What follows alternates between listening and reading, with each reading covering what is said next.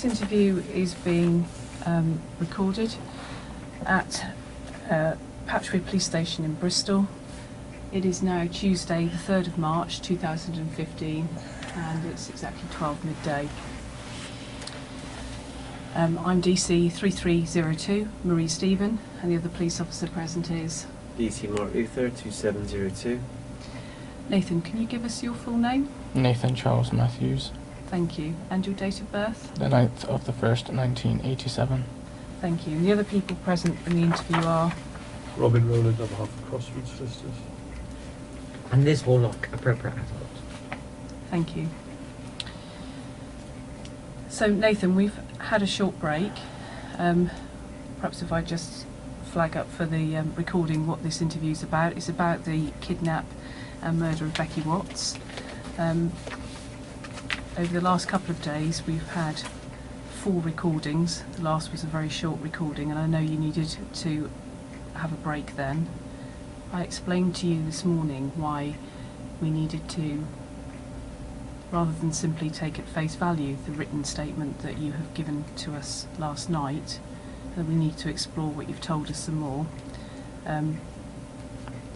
I know that was difficult for you first thing this morning, but that's what we need to carry on and do, and ask you some more questions. Can you rephrase?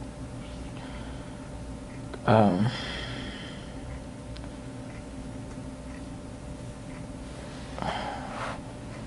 don't know what questions you need to ask, but obviously you said something about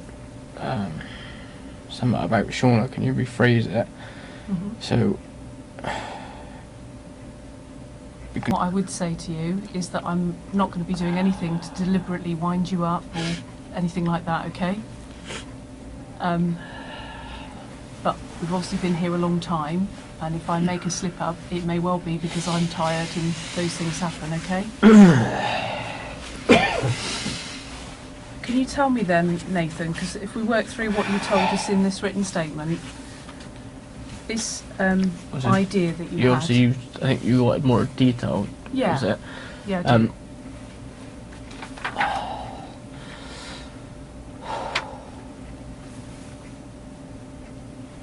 Obviously, I should be able to go into more detail. Mm-hmm. Remember the discussion we had before coming in, though? Huh? Remember the discussion we had before coming in?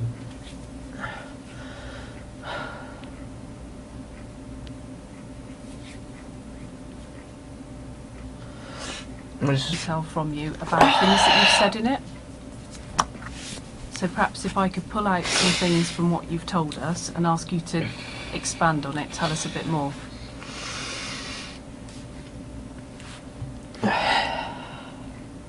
Does that sound all right?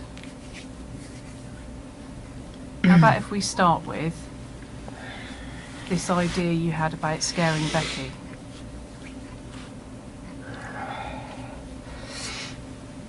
Tell me about how that started up then, how you got that idea. I don't know if it was on TV or something like that, but obviously I had a couple of dreams about... I think at this point, I can't keep interrupting, but do you remember the discussions we had before you came into interview? And how you and I discussed you dealing with the interview?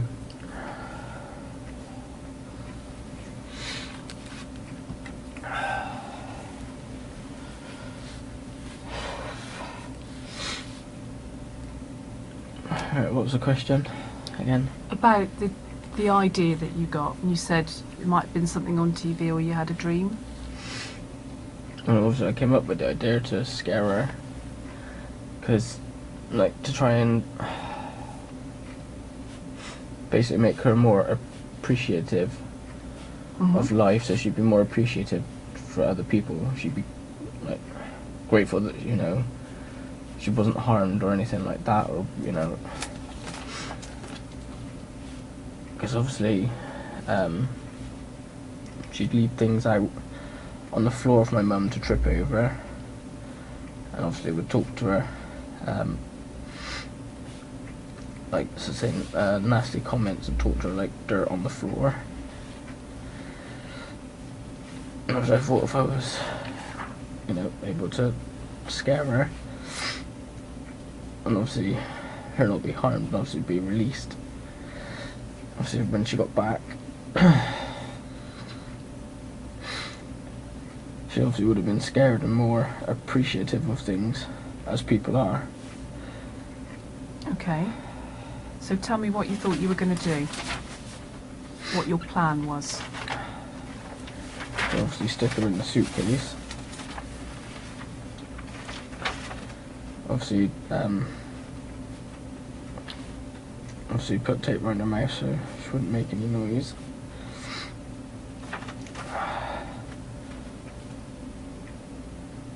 And then I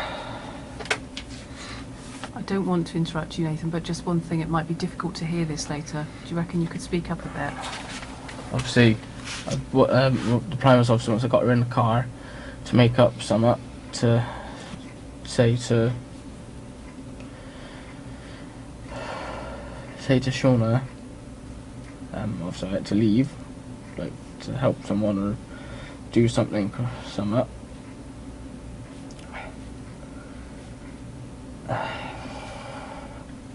And obviously I was gonna I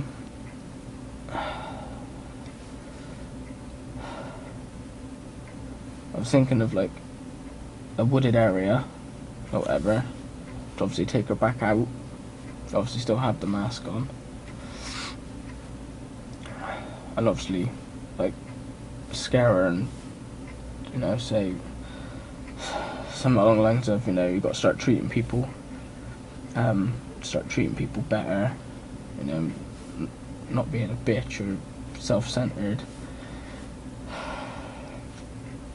and then like make a threat of, you know, or this could happen again or worse or something like that, and obviously I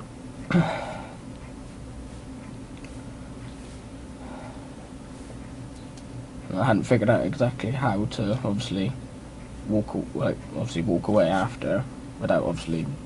I don't know if she'd try and follow. I'm assuming she wouldn't have followed because out of fear we wouldn't want to follow someone who just obviously has done that, and obviously would have come back. But I would have obviously chucked away obviously everything first and then come back, and obviously would have acted as normal. Kept going back to my mum's, obviously acted as normal.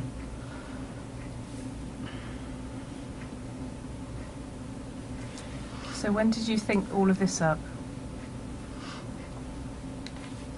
I can't be certain. I'm no good with dates.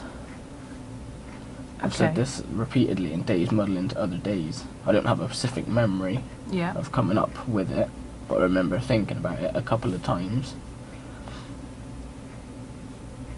Just basically trying to think of ways to, because obviously she won't listen to me about leaving shit on the floor for my mum to trip up on. She doesn't listen to her dad about it. Just trying to find a way of making her actually listen. Had you had a conversation with her soon before that? I can't remember when I last saw her. Like I said in the statement, it could have been Wednesday when we went over, or it could have been the Monday before. It depends on when she was in and when she wasn't in, and if she was in, depends on when she would have come down.